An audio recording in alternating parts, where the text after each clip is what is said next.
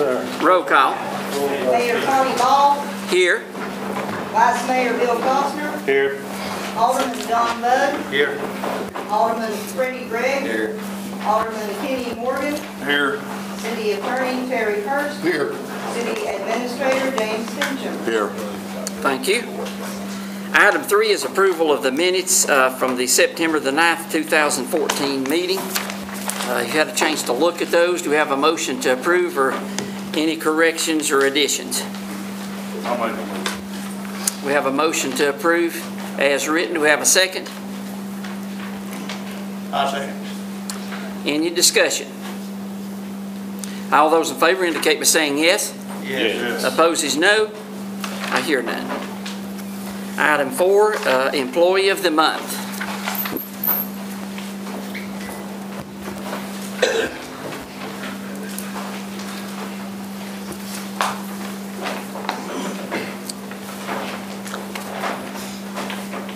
For this month, go to the microphone.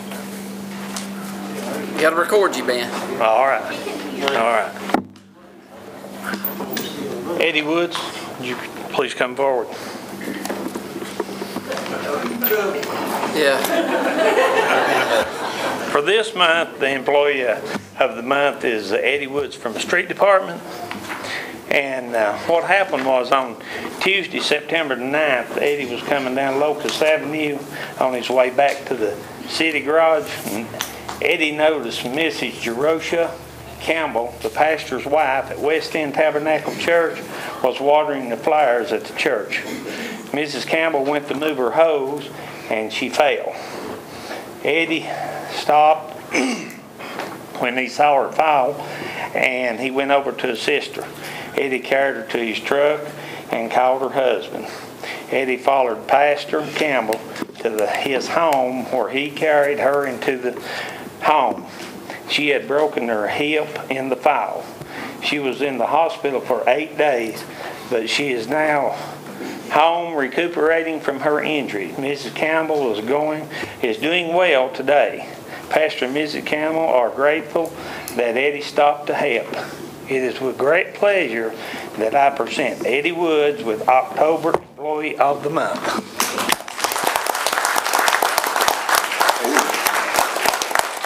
A plaque and a check. Thank you. That's right. You're welcome. Thank you. Well deserved. Thank you.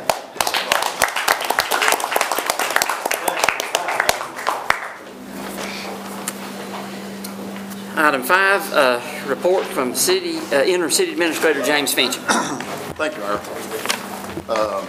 One thing I want to bring to your attention is that the 911 contract has now been approved. We went through some pretty lengthy process of negotiating a new contract.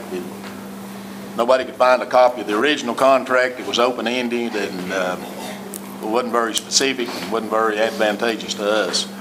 And so we now have a 3-year contract. It works good for both sides, and it has been ratified by them, and that thing is now good.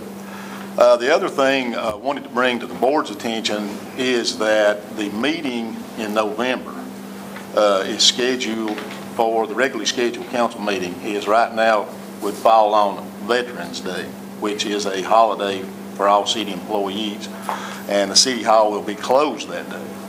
And so it would be up to you all if you want to continue to have the meeting that day or would want to look at an alternative date for that.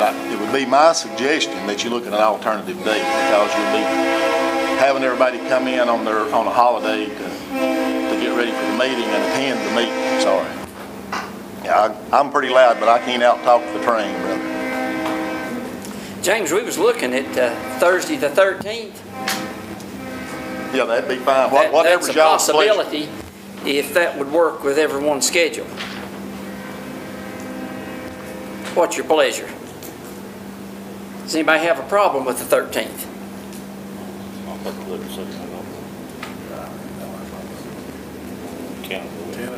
Tentatively, let's set it for the 13th, and if something, James, major conflicts come into play, we'll look at another date. Okay, thank you. Yes, sir. We just need to make sure that the media and the public Right. is notified at least a week. Yeah, in a timely fashion, yes, sir. Okay, the other thing that I'd like to do tonight is address some issues. I've got it on my agenda here as a kind of a state of the city address. And really what it is, a lot of it's going to be talking a little bit about the status of the city's finances and the situation we are with the budget and whatnot. But the main thing I'm wanting to accomplish is there's just a bunch of rumors that keep flying around the city and through the community that's been based on misinformation that just seem to have a life of their own and won't die. And I don't know if I can kill them off here tonight, but I can sure address them. And me personally, I'm tired of being lied on. I'm tired of being lied about. I'm tired of having words put in my mouth. And I'm tired of the staff here at City Hall being accused of not doing their jobs, basically. And so all I know to do is to lay it out on the table and tell you the facts, and it goes where it goes. But anything I tell you, if I sit at this table and I tell you anything, it's verifiable. If I'm dumb enough to sit here and quote off things to you and it not be true, I'm an idiot, because everything we do is a public record. And those records are open to anybody that wants to walk in and ask about them, look at them, get a copy of them.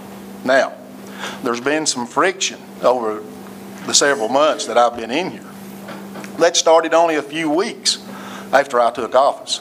And that was that we require, if you come in and say, I want copies of all this kind of stuff, we just ask you to put it in writing. And that is to protect you and us. And that's a policy that's in place and has been in place for a long time. And it makes sense to me. And some people don't like that policy. We've had one person in particular, and I was counting on them being here tonight so they could listen to what I've got to say, because they've had plenty to say about me. But for whatever reason, they're not here yet. Maybe they'll show up later. But it protects everybody. If you come in and somebody comes in, now let me be real clear on this. If you come in and say, I've lost a receipt that you all gave me, we're not going to make you fill out a form. We're not going to make you pay nothing. We're going to give that to you. If it's something to do with you and your stuff, we're going to take care of it. But if you come in here and you got a laundry list of things, of 20 items that you want, and it's going to take hours and hours to find all that stuff, we're not going to be able to hand it back to you.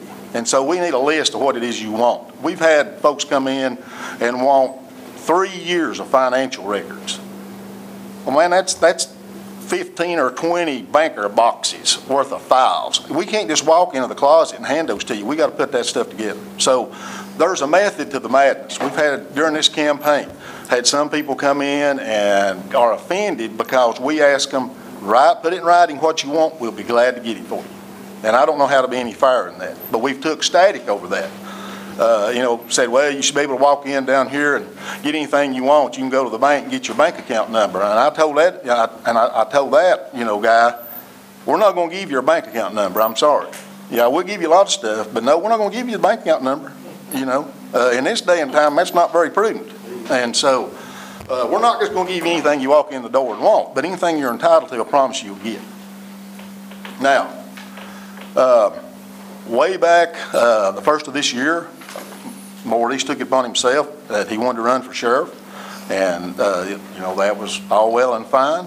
And so I was asked, did I think that serving as the interim administrator, could I also keep tabs on the police department to where they would not have to appoint an acting or an interim police chief? And I said, well, yeah, I think I can do that. And so they said, well, we'll try it, and if it works, great, because that way you don't have to appoint one. If Maurice gets elected sheriff, you're not giving anybody a leg up over somebody else by appointing one of the captains to be the interim or the acting. You don't cause any hard feelings between the men, because you had 4 or 5 that was wanting it, and any way you went, you made the other 4 or 5 mad. Well, I'm also the deputy chief. So nobody gets mad if I continue to overlook it while that's going on. You're not giving anybody an advantage if Maurice does get elected. To say, well, you let him do it for 6 months, now he's going to get it. I'm not. It creates friction. And so I oversaw it. Well, the next thing I know, I'm being reported to the comptroller's office that I'm getting 2 paychecks. Well, I can tell you right now, in all the time I've been down here, I've never got 2 paychecks, and I've never got double pay on nothing. But that rumor won't die. I'm still hearing, well, I hear you get 2 paychecks. I hear you got 2 paychecks. Well, I'm here to tell you right now, I never got 2 paychecks. I never got paid twice to do nothing. I got a paycheck to do a job. Now, when I took over watching the police department while Maurice was gone, I got nothing. I didn't ask for nothing, didn't get anything. Didn't need it. I was very happy to do it. Never got an extra dime for it. Didn't expect it. Now, while we're on money, at the last meeting, these gentlemen saw fit to give me a $7,000 raise. Now, I appreciate that. I didn't ask for it. They chose to take that upon themselves to give me that, and I am appreciative for it. It is like I said at the end of the meeting. I didn't ask for it, but I sure won't turn it down. I don't know too many people that would. Now, it's all over town, and all I've heard since then is I got a $27,000 raise. Well, I'm going to tell you, that's one lie that I wouldn't mind if it was true. Yeah, I could have used a $27,000 raise. I got a mortgage, and I got bills to pay like everybody else. But I'm here to tell you, it's ridiculous. It's a lie. I never got a $27,000 raise. I gave documents, and all I need to do is call her by name. I gave documents to April after she started that crap that, and I'm sorry, what's that? To show that wasn't true. Now, did she recant on any of that? No. She's still telling that. I got a $27,000 raise. Now, what she has done, she's twisted that around and is saying that, well, what I meant was he got a $27,000 increase from what he was making at the police department. That's not true either. When I left the police department, I was making $55,000 a year because I was considered a department head, not just the deputy chief, because since 1992, I've been the safety director for the city of Newport. And since 2006, I have been the risk management director for the city of Newport. So I was the same as a department head. I wasn't just the deputy chief. So I didn't get a $27,000 raise to come down here from down there. And that's another rumor that won't die. So I'm hoping that's one more I can lay to rest here tonight, and I won't have to listen to no more. These gentlemen won't have to listen to no more. They've took static. Why'd you give him a $27,000 raise? And they go, we did. Then they just get called a liar. Now, for over a year, April's been coming down here and standing up there and making accusations. Now, what the mayor and I have talked about it, Terry and I have talked about it. What's the best way to handle that? What do you do? Well, to start with, we'd sit and argue with her. We'd say, that's wrong. Here's the deal. But all she did is go back and call you a liar and say, well, they're just lying. That's a lie. I got proof. I work for the comptroller's office. That's a lie. I talked to the comptroller's office. They never heard of her, other than when she's called and complained on me. And they said anybody that's ever worked for them is a certified public accountant, and that they have no name of her in any database where she's ever worked for the comptroller's office. But she makes that claim regularly in here. She came right in here and admitted she's a liar, but said she lies so people will tell the truth. Well, it's work, because I'm going to sit here and tell you the truth, because I'm tired of being lied on. Now, the charter change, all right? She's made this issue about how that I'm running around trying to get everybody to change the charter so I can stay down here. I'm just doing everything I can do. I've never asked any man up there or lady when she was here to change the charter. Never asked for one of them. What they said to me was, we would like for you to stay. Will you stay? And the first thing I've told them is, when I look, there is a clause in the charter that says the city administrator, upon appointment, must within 90 days move into the city of Newport. And that's a deal breaker for me.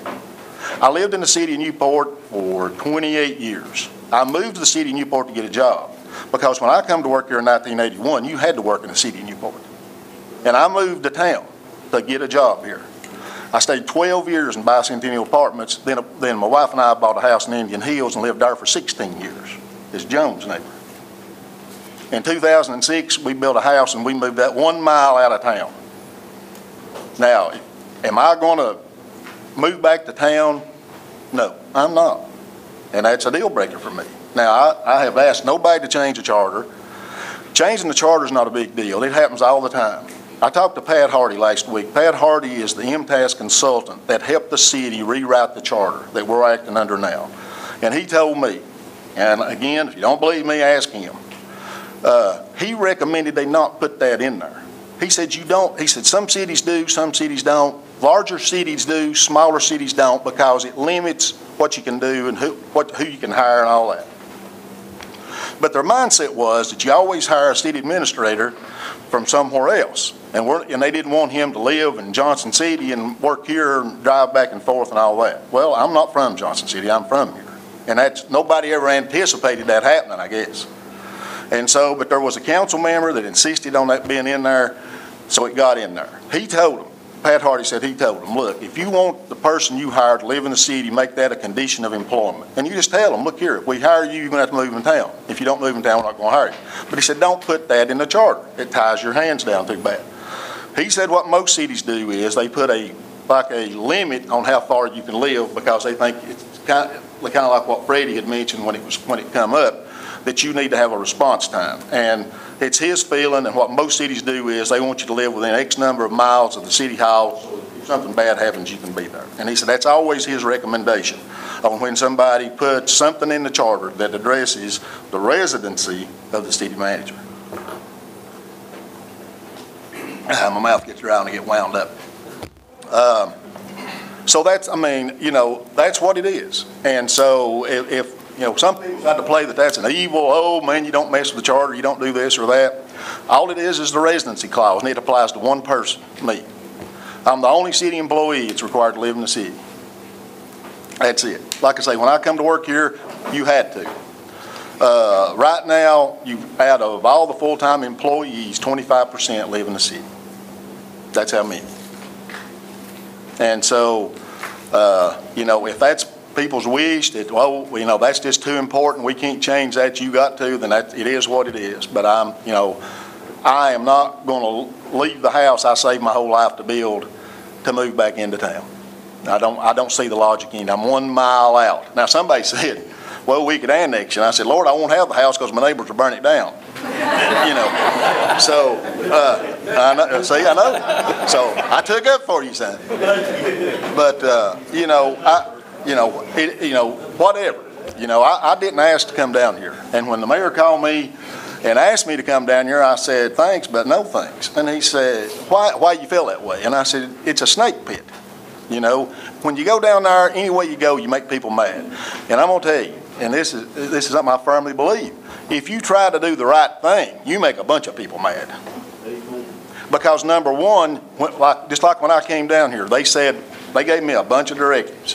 One of the very first one is we want the rules enforced. Well, I can tell you, I've been in police work for 38 years, and I've been a rules enforcer a long time, and people don't like it when you enforce the rules on them, brother. They don't thank you, so thank you for enforcing the rules on me. But since I've come down here, I've enforced the rules. Now, some people's like that, some people's not. It's like the deal about having to fill out the form to get copies of stuff. Some people don't like it, but that's the rule. It's like I've said in here before on things. If you don't like the rule, change it. Now, there's a lot of rules we need. We got a personnel policy that's about that thick. And if it's not addressed in the personnel policy, it falls on me to have to play King Solomon and rule on it. And you better be consistent, because you got to go right down the line and do it for everybody else just like you did the first time. And that's hard to do, and it's hard to remember when you don't have a policy in place, and it's up to you to be the guru that comes up with it. And we've been working on trying to update that, and we've looked at some other policies from other cities, and we're working on getting that there. Physical transparency. My Lord, man, if I get any more transparent, I'm going to be the invisible man. And I'm not talking about the 48 pounds I've lost since I've been down here either. Anything that anybody comes and asks me about, I tell them. If you want to know what something is, ask me, I'll tell you.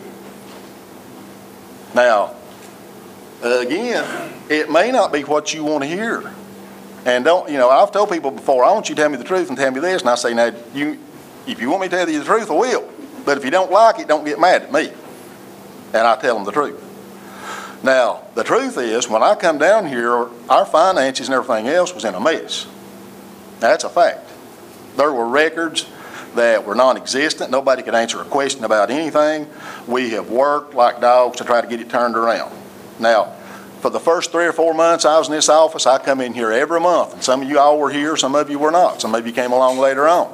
And I talked and talked and talked about the state of our debt, our grants, all our finances. I sat in here and went over it and over it and over it. But now all of a sudden everything's hidden in a secret. Well, man, I told it over a year ago. When was it a secret? It's news to me.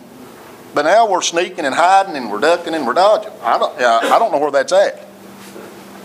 We have went through, the comments been made, well, you need to go through the budget line item by line item. Hey, Tina and I went through the budget 3 times, line item by line item. We brought in the department heads and went through it with them, line item by line item. You know, people at the forum, I listened to a lot of April's jag come out of people's mouths.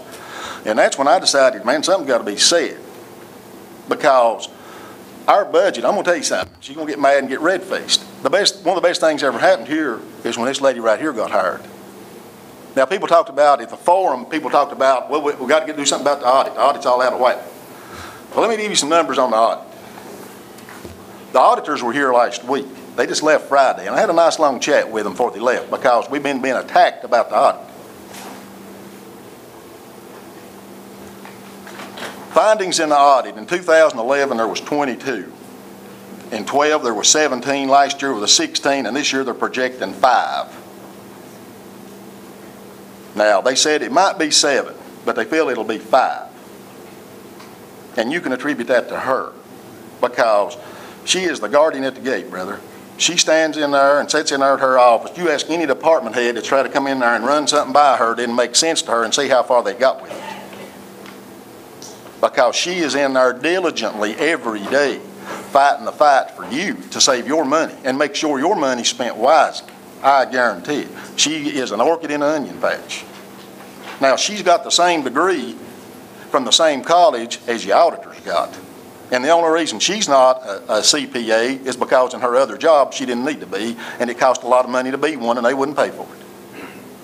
But by the end of the year, she'll be a certified financial municipal officer for here. She's zipping right through those classes. And you're not going to find nobody. I've been around a long time. I've worked with a lot of people. I've seen a lot of water go on the bridge. And you're not going to find nobody that will work like she does. She's here every day. She's here early. She stays late. She knows the numbers inside out. And I guarantee you, there ain't nothing sliding by her, brother. So your money's in good hands. The budget's in good hands. The budget's in the black. You know, they went on and on about, oh, we got a deficit budget. You know how much the budget was in the deficit when we started? $4,000. Now, I'm going to tell you, and this is my fault. Now, I'm going to take the blame for this. There's 2 or 3 things here tonight I'm going to take the blame for. Of course, you're the man at the top. The buck stops here. The budget would have been balanced if I'd have done what she suggested. She said, look, we know we're short $4,000. We can pump up the revenue somewhere and find that. Well, we'd done that twice already, trying to get the numbers to come together. And I just said, nope, it is what it is. We've worked on this thing. We went through it all these times. We've done. I mean, I know it is. I feel like this is where it is. We're going to leave it there. And so we left it there, 4,000 in the red.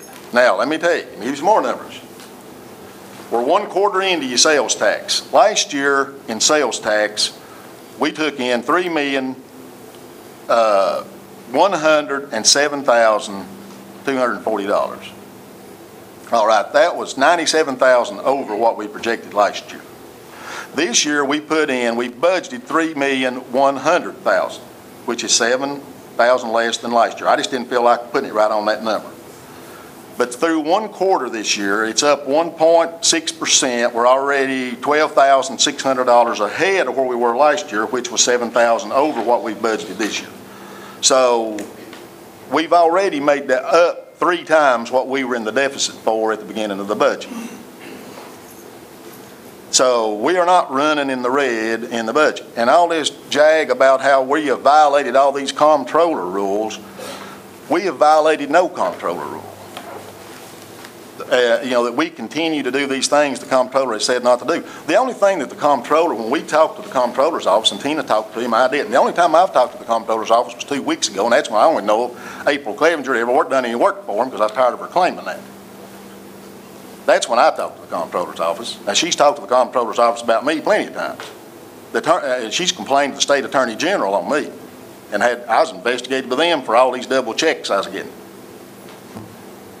So, but anyway, the only thing that the comptroller has told us basically is on the tax anticipation note. We borrow $600,000 a year to operate on till the tax money comes in, and that is way too high. We got to start wheeling that down. We do. That's an absolute fact. I said that on day one when I come down here. Some of these gentlemen, other people asked me, said, well, you know, you're saying everything's bad. How are we going to be able to tell when things start turning around? And I said, it's easy.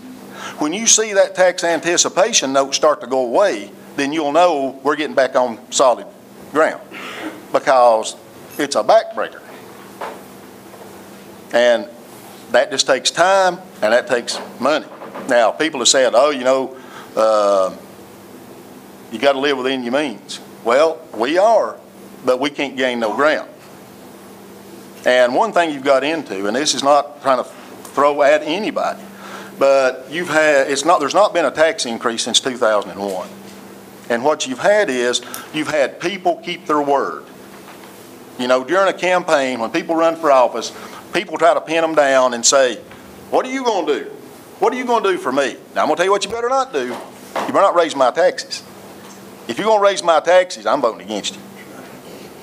And what you've had happen up until now, the past 3 terms, you've had people pledge to people, I won't raise your taxes. I give you my word. If you elect me, I won't raise your taxes. And they kept their word. Now, I've told everybody that would listen this time, any candidate that's come talk to me, which ain't been that many, I've said, hey, whatever you do, don't pledge no new taxes. Nobody likes taxes. I don't. But taxes make the wheels go round and go. And you can only ride that train so far down the rail and you run out of road. Man. And so people just going to have to buckle up their chin strap and get ready for some new taxes. Now, that could be in one form or another. There's lots of things. You can call it a fee. You can call it any kind of tax, anything you want, but it's still, at the end of the day, it's a tax. And that is where we are, bottom line. Now, let me see what else I got on my list here. The grammar school. Now, I'm going to talk about that a little bit. Now, I'm going to have to take the blame on that. At the forum, you know, the hot topic, that, in my opinion, that brought the forum about was the grammar school issue. Now, and I'm going to tell you straight up, I'm to blame for that. That's another I'm going to have to take the heat for. Because I asked the grammar school for some data back in the spring. It took me till the end of September to get it. And then when I got it, the next day it was in the paper that we're going to have a forum on the grammar school with the potential officials. So that, as a policeman, you learn way along the line, coincidences don't happen. And that's an awful big coincidence to me that numbers it took me 4 or 5 months to get, I finally get, and the next day we're having a forum because we're trying to close the grammar school. Well, I'm here to tell you, that's another lie that is not a fact.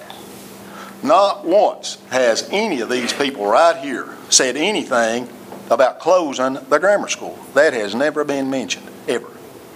Now, what was mentioned way back before we started in the budget was, and I talked to so many people, there's no way I can sit here and say, well, you know, such and such told me this 2 years ago on Friday and it was a sunny day.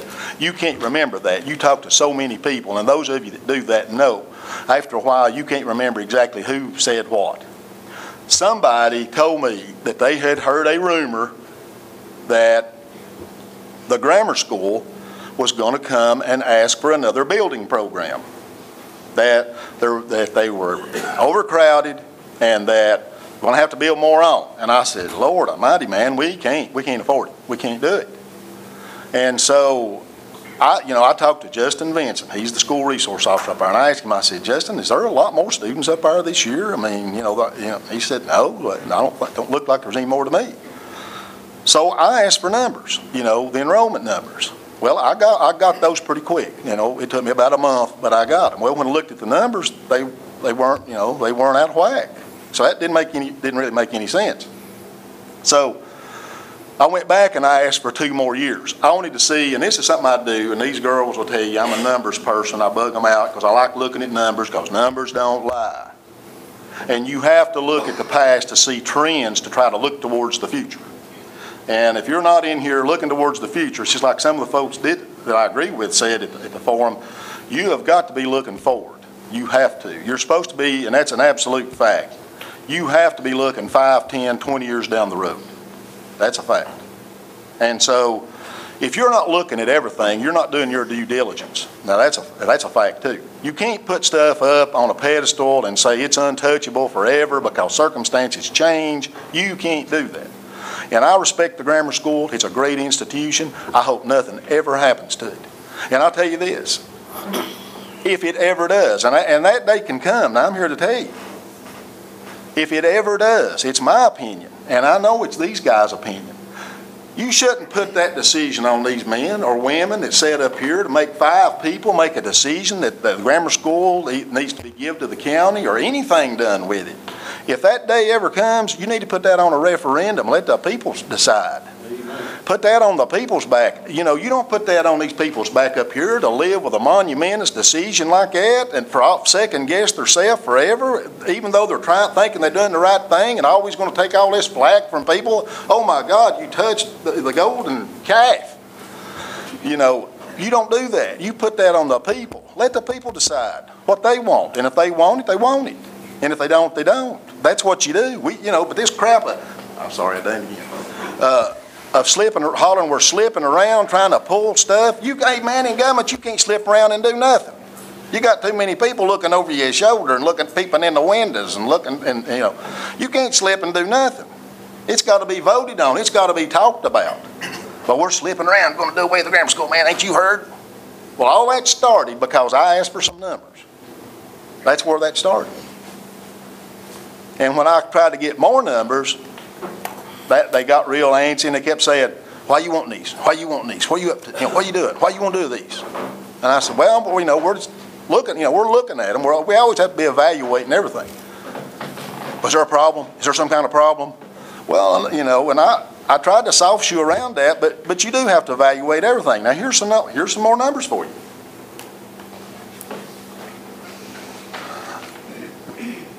We spend $903,555 or $550 a year on the grammar school. That's nearly $1 million out of our budget. Newport's 4.5 square miles, and it's got 6,900 people. Now, if the 6,900 people of the city of Newport want the grammar school, then they need to have it. I agree with that 100%. But they also need to know what that cost is. It's just like anybody, I live in a pretty big house, and a lot of people will say, why do you want a house that big? Well, it's just something my wife and I wanted, we could afford it, and we built it.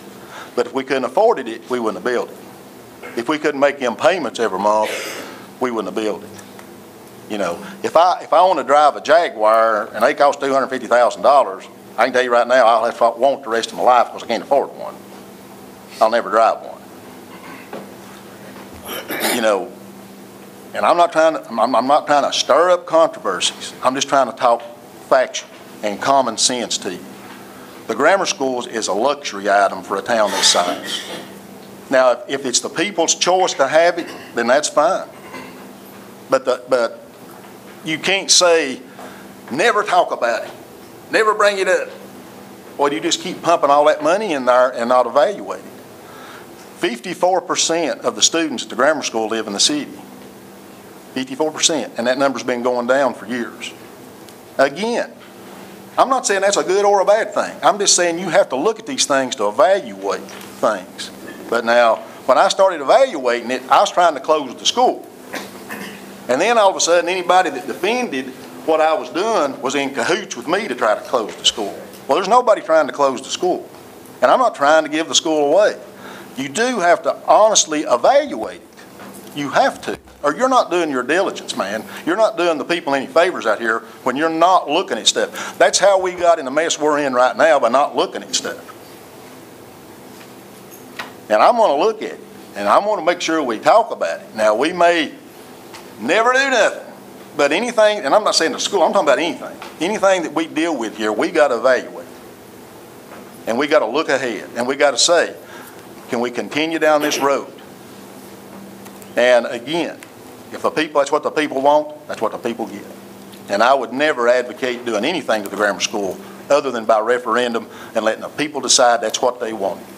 I would never support cramming that down anybody's throat. That's too big a decision. It's just too, you just don't do that. You don't put that on people up here and make them make that decision. But I'm tired of hearing that I'm sneaking around trying to close the grammar school. All I did was ask for some numbers. That's all I did. Okay. I think that's about everything. I can preach all night. You know, I get wound up. One thing I will say this morning on my way to work, you know, I said a little prayer coming in for some help and guidance and strength, because I tell you, it's a tough thing to get up here in front of people and look them in the eye and tell them things a lot of them, maybe some of them don't want to hear. And I had full anticipation that April would be here tonight, and I wanted to, you know, for her to get a little dose of her medicine, but it be the truth, not the lies. And so on the way in this morning, I said a little prayer, and I asked the Lord, you know, give me the strength and be with me and give me the words to say. And tonight when I go home and I'm laying there trying to go to sleep, I'll think of 500 things I wish I said. But when I went to Kiwanis today in the bulletin, we get a bulletin every week out there, and I want to read this to you. I took it as a sign, and I still hope it's a sign, but it gave me encouragement. And here's what it said. And it's by James Baldwin, and I don't know who that is. So if any of y'all know who that is, it might mean more to you than it does, because I really don't know who it is. But it says, confrontation doesn't always bring a solution to the problem. But until you confront the problem, there will be no solution. Amen.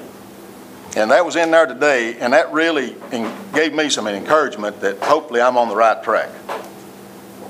Because I can promise you, anything I tell you is a fact, and the numbers will back it up. And if you want to come see them, you come see them.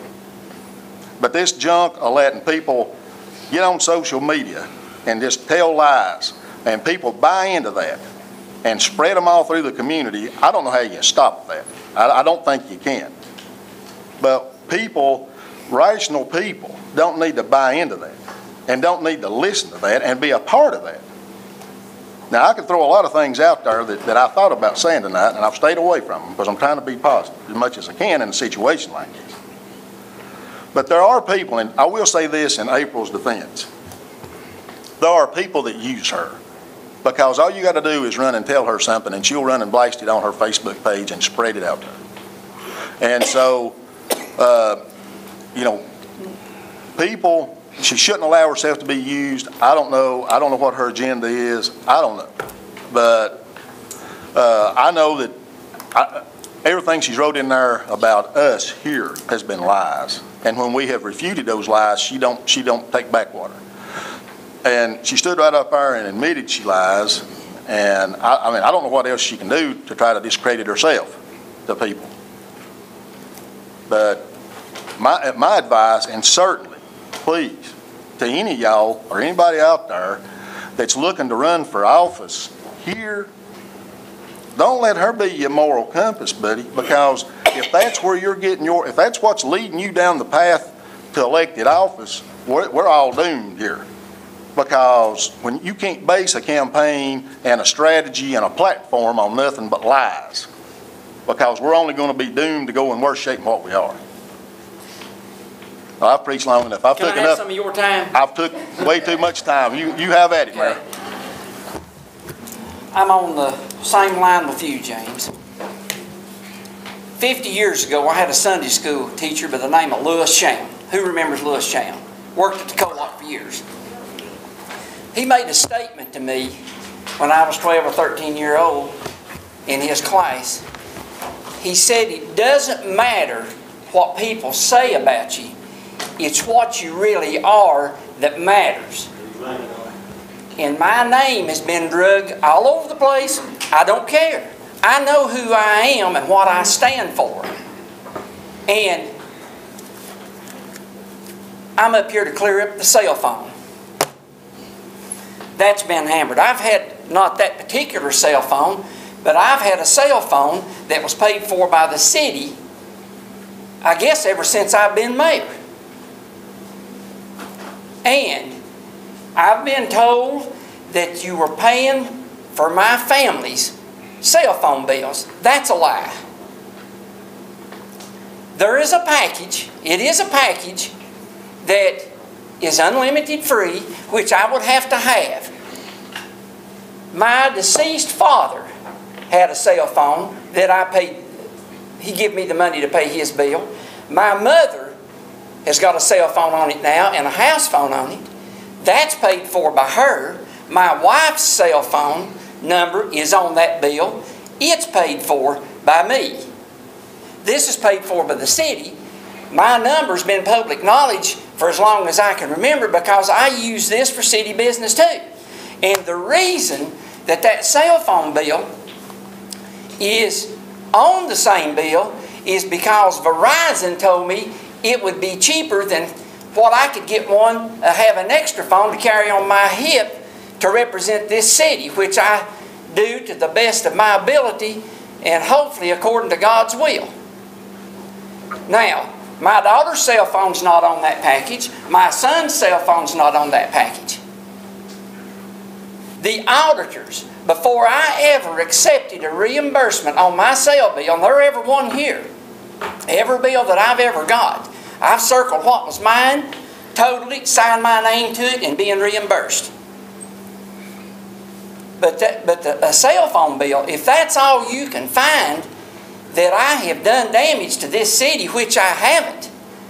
And before I ever done it, I got it cleared by whoever the city administrator was. I talked personally to the auditors. Just last week, Haley was here, auditor. I said, tell me again about my cell phone. She said, I see it all the time. I see yours and I see every mayor in this East Tennessee or wherever it's at. They've all got the same thing that you've got, basically. I'm not taking anything away from this city. I've given this city for 20 years every bit of energy that I possibly have to promote this town with the best of my ability that God's given me. But I will not stand back and somebody telling me that I'm stealing from the city, and that's what they're trying to do. And I disagree with that. Thank you. Yes, ma'am. I went to the forum of the 12 to 15 candidates from Alderman were there, and it was quite interesting, because all of you know, I come to city council meetings. I guess I just don't have enough to do with my life. But I was surprised at the number of candidates who said, I've never seen a budget. I've never seen this. I've never seen that. I would hope the press and the candidates running for office would encourage every voter in the city of Newport come to the workshops. Now, the workshops are where you really get the details, because at the council meeting, you don't have an idea what's going on. I'd like to see that change. But come to the meetings. It's amazing what you find out you're sitting here. And if people don't know some of these things, all I can say is you're on the fault road. Thank you. Okay. There's no board appointments. Item 6, report from the Tanner Preservation Alliance.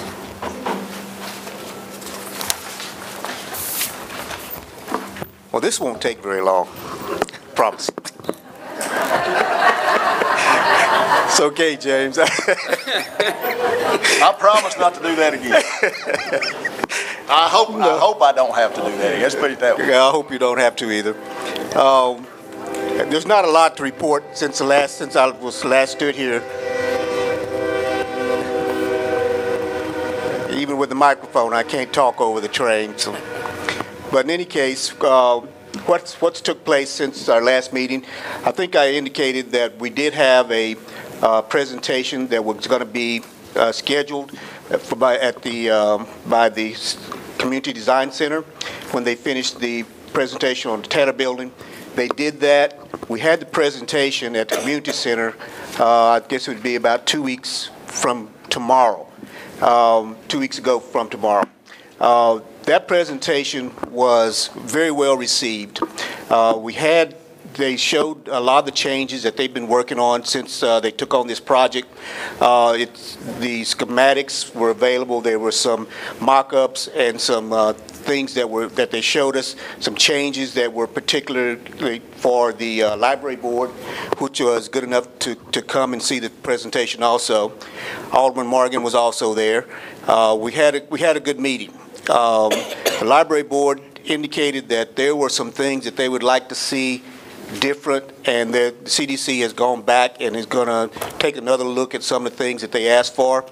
I don't know that we'll ever get to a point where it would be an acceptable facility for a library, but at least we're at a point where the building looks like it is a feasible alternative for some other tenants.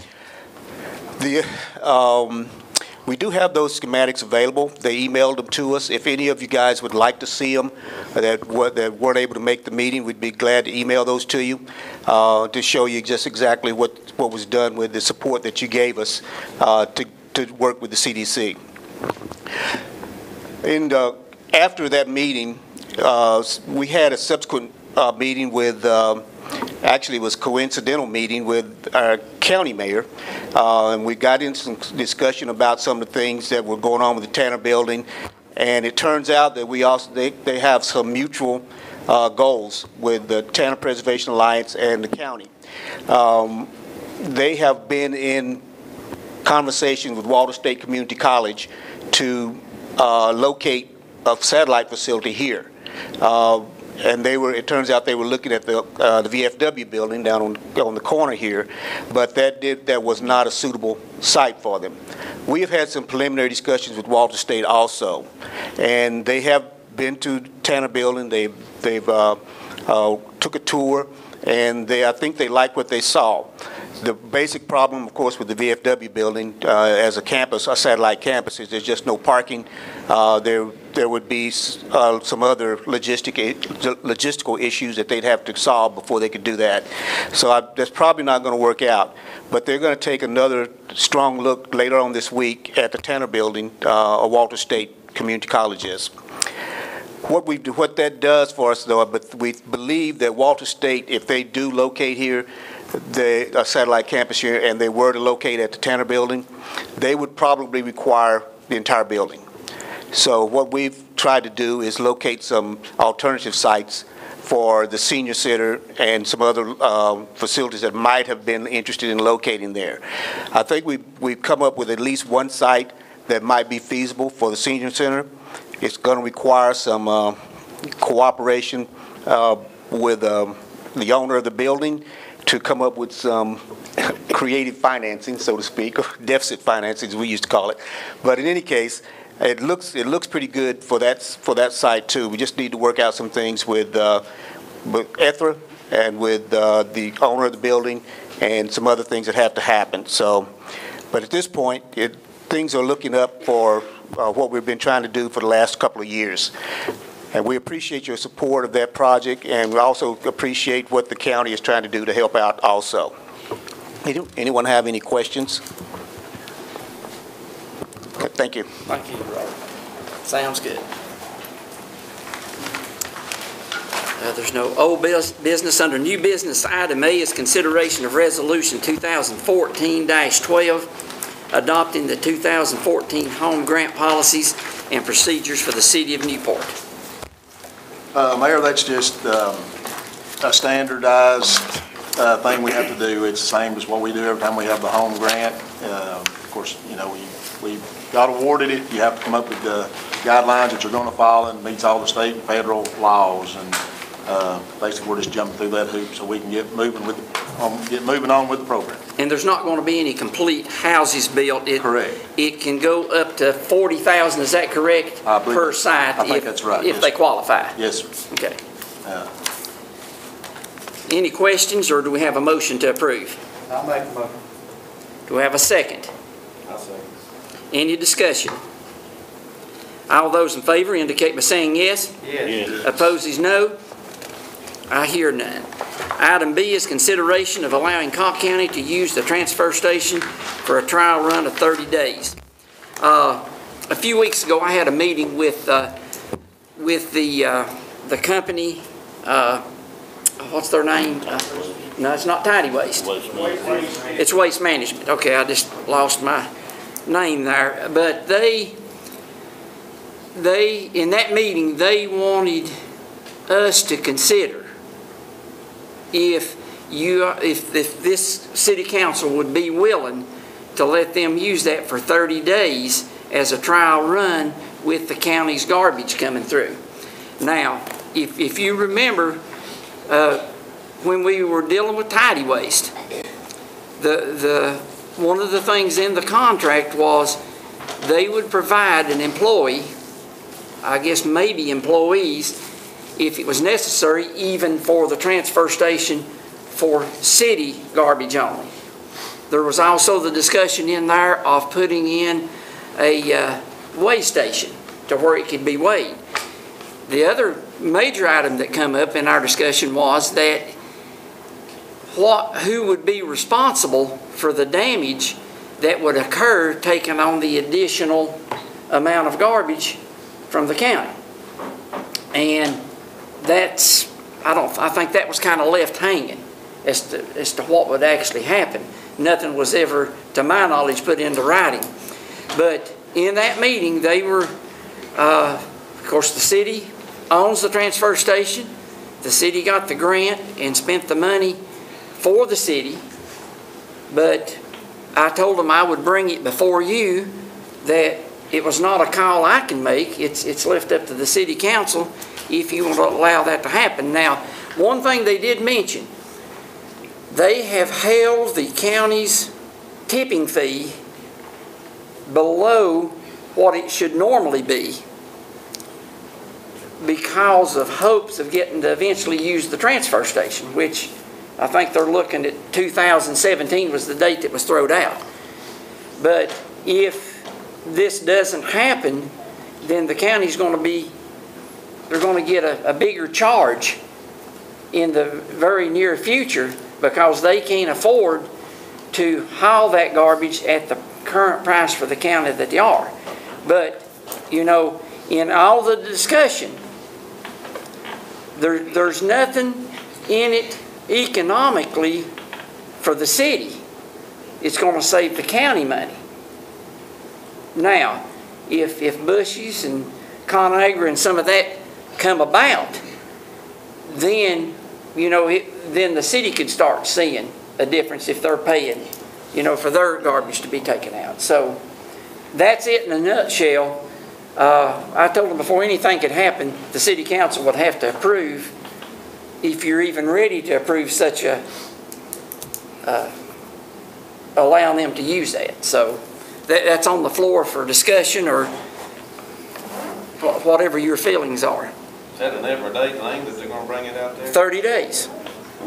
30 days. I think they need to have some employees there because that's going with garbage. You're going to have to leave the doors open more. It's going to fly more, so it'll take more people to pick that garbage up, keep it clean. So there'll be a lot of garbage. Ben, if I missed anything? No. Now, But they're to provide a front end loader to load this garbage in the walking floor trailers. Waste Industries is, and they're provide an operator to do that too. The city doesn't provide that. How many more men do you need? how many more men would it take? Right now, they're just looking at one. One question I would have, Ben, and you may not know the answer to this, putting you on the spot on something. How would you say that the amount of garbage the county would generate versus what we generate? Would they bring in more versus what we're bringing in, less, about the same? I've been bringing quite a bit more. I mean, would you think it'd be twice as much or 3 times as much, or? Somewhere between twice and 3 times. I know at least twice as much.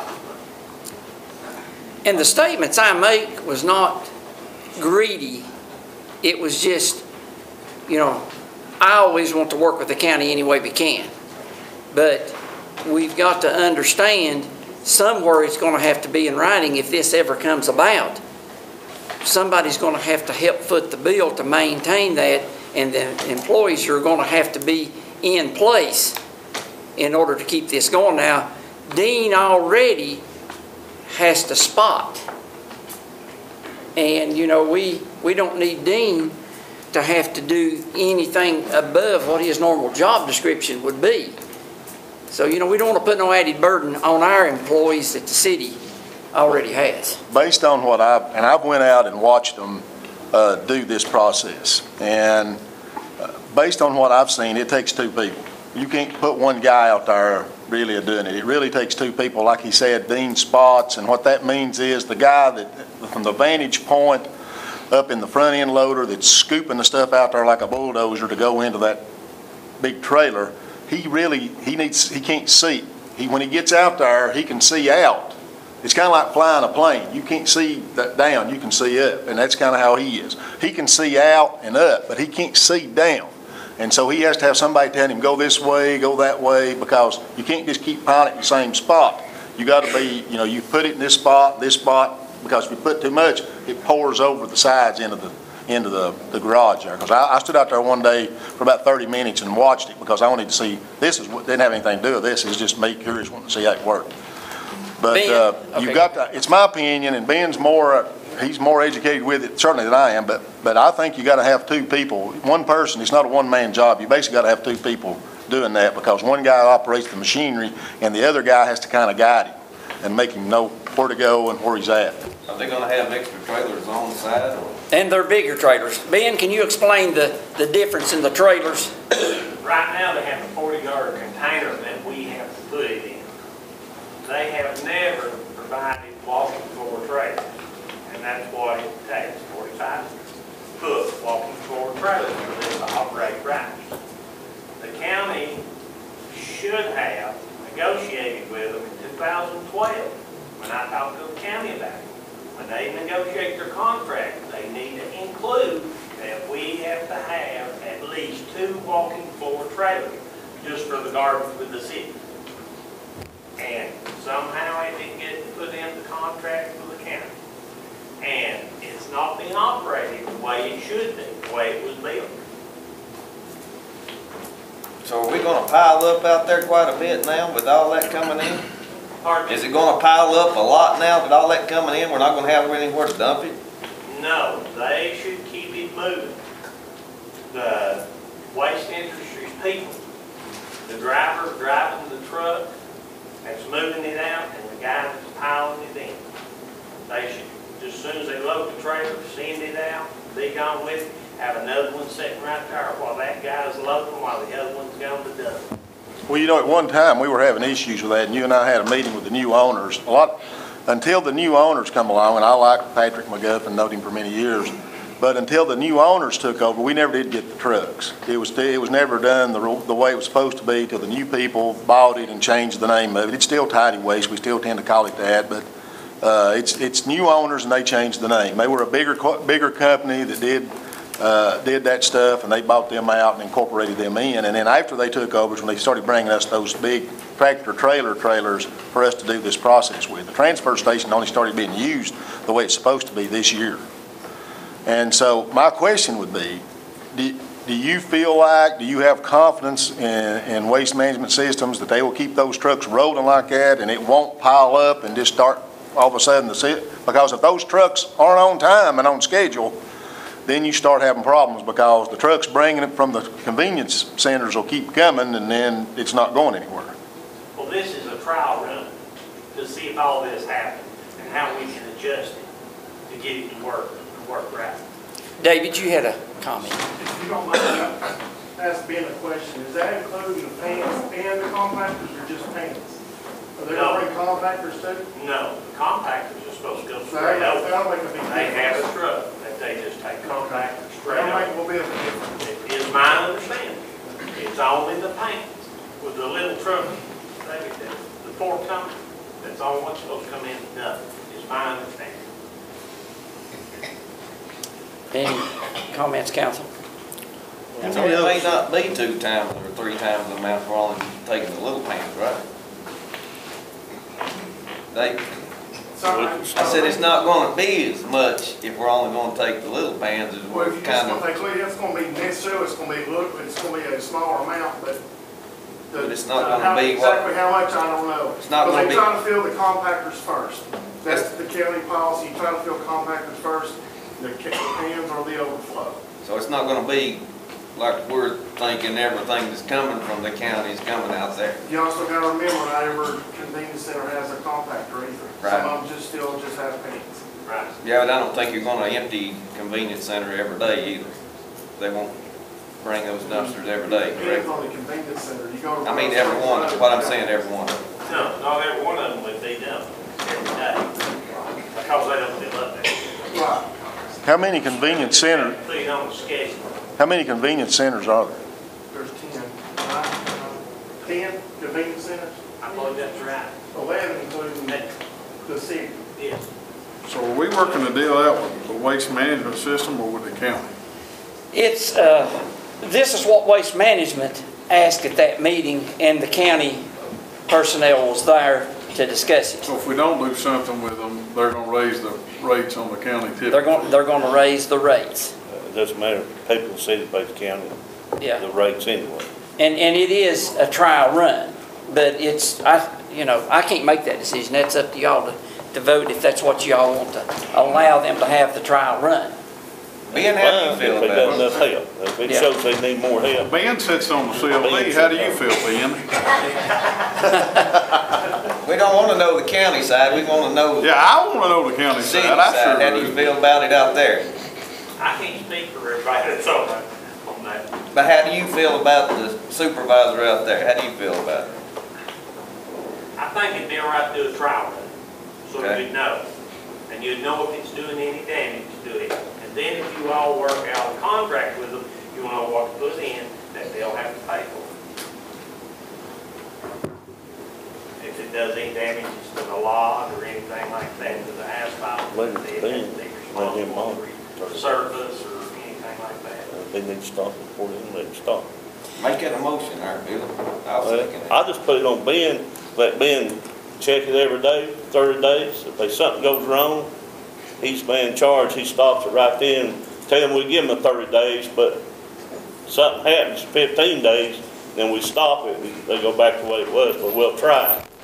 And if we need more people, you'll say to the county, you're on the CLB, so y'all know, you can get more help. We just sort of leave it up to you, try. Are you making that in the form of a motion? Well, I don't know how to use that, okay, I'll say that in the form of a But as motion. for the city, I don't think the city can provide the help. Fine, that's what I'm saying, county should, county or the company waste The management. company should be the one Well, that provides. that's up to the county to work out. Can I make a suggestion Yes. before we put a motion? Yeah. Can we not let Would this be an opportunity? James There's get an opportunity to get it. more information on this and more details, because I think we're voting on something. Or they won't have their own walk-off flavors. We don't know me personally, I don't feel comfortable sitting here even voting on it, because whether it's trial or not, I mean, I don't, even- if we're dealing with the county, we're dealing with waste management, what, I mean, you're talking about the city We're dealing with administrator. waste management. But you're talking about the city administrator sitting here has questions, asking the department head, and we've not, there's no information for him to advise us on. Let James and Ben go talk to the county and see if y'all get something worked out. And waste management. And waste man, get people involved. And so, and here would be my thing, Well, what is it long term, not just this 30 days? Yeah. Are we gonna recoup some of this money we Well, that's invested on my, this? that would be my Yeah. decision. Yeah, let James and Ben and Connie and the county mayor and No, the committee or chairman of the committee over the landfill sit down, work this out, and get the waste management. And then have some more information for y'all by the November meeting. Right. That'd be, Is everybody okay with that? that'd be more preferably sensible. recommendation. Yes, sir. What's the recommendation, do or not? Thanks. That's fine. Okay, item 10A is consideration of bids for street department roof. Y'all know that way back, we talked about using some of that money we had to try to do some building repairs, and this is one part of that. This is where we're trying to, do some repairs to the roof of the street department. And it's leaking all over the place out there. And Ben has more information on it than I do, but you've got copies of all the bids in your packet. What's the recommendation? It was the lowest bid. It's, I forget, let me look. It's Stoner Stoner Construction. Have you checked the temp? $11,541. It was, that's the low bid. If they're a reputable company. Pardon? Have you checked the Stoner Construction, if they're a reputable company that's in the bid? They have a license and everything with the state, and they got all the qualifications. Their license gets good for the 3rd to 31st of 2016. I'm gonna go ahead and make the motion that we accept Brockwell Construction. We know what they'll do. It's higher, but, I mean, I don't see that that's our estimate from them. Yeah, well, it's not that much higher, that's what I wondered. It depends, if you replace them panels. And I hate to run there, but it's my time. If we want Okay. to, I'll make the motion to Okay. accept Brockwell's bid. If that's good, if not, I've got to run. I'm sorry. Do we have a second? I second. Any discussion? Roll call, please. John Bud, Yes, sir. Bill Posner, Yes. Ray Gregg, Yes. Kenny Morgan. Yes, Okay, thank you. Mayor, I got a big. Okay, Thank you. thank you, Kenny. Citizens' comments. Yes, come to the mic, please. Mr. Ball, you were talking a while ago about you had worked 40 years diligent for the city, never done anything to hurt the city. Is that not right?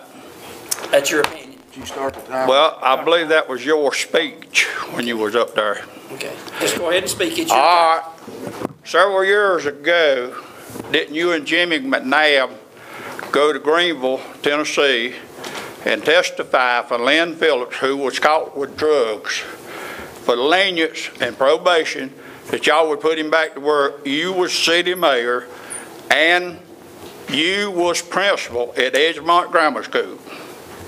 Was that not in all the papers? I did not go testify on his behalf. I went as a character witness to state what type of person he was at the school before all of this took place. And that's all I'm going to answer on that. I'm not going to answer anymore. That's what I did. Well, we sat out there on that bench right outside Yes, here. sure did. And I asked you about it. And I said, Connie, I said, why did you do that? Go over and testify for lenience for a drug dealer and a user. You dropped your head just like this. You looked at me. You said, Mr. Munn, he's a friend of mine. I said, I wouldn't have done it for my brother. Well, that's your comment, Well, but I told you exactly. That's in the paper. If anybody wants to check it. It can be in the paper, but anybody that's ever needed help, I've tried to give it to him, and I did not go testify that I thought what he did was right. I went and said what he did to the school, and I'm through talking about it. All right, have it your way. That's mine. Anybody else? Yes.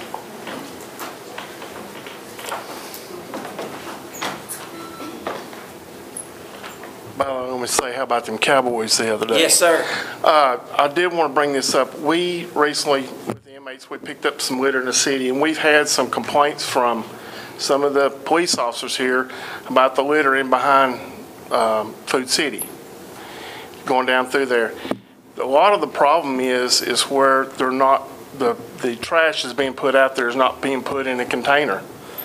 The dumpsters are not pulled to, they're overflowing, people are pulling out of some of the dumpsters, dumpster diving in them.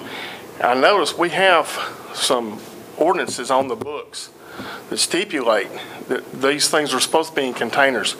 Is there any way we can get these addressed just at least down that one strip there? Because the trash going down next to the railroad is horrendous. Some of your police officers can testify to it because they've seen it. That's all I'm asking. Okay. Thank you. Yes. Thank you, David. Anybody else? Yes. Mr. Fincham, you said a minute ago that you, Kathy, come to the is recorded. Can't hear me. You stated a minute ago that you were the only person, the only employee at the city that was required to live within the city limits. Correct. Employee. Employee. So are the alderman employees. As I recall, last month, I was illegally de-seated from my seat by this board. So if you all want to change the charter, put it to where you can be a property owner and sit on this board. Because I bet you I pay more property taxes than all of you combined. If that be the case, you don't have to pay one flat dime of taxes to work at the city or sit on the board. Be fair and be complicit. But you all did wrong last month. Thank you. Anybody else? Do we have a motion to adjourn? I make a motion. Do we have a second? I got it. Anybody against it?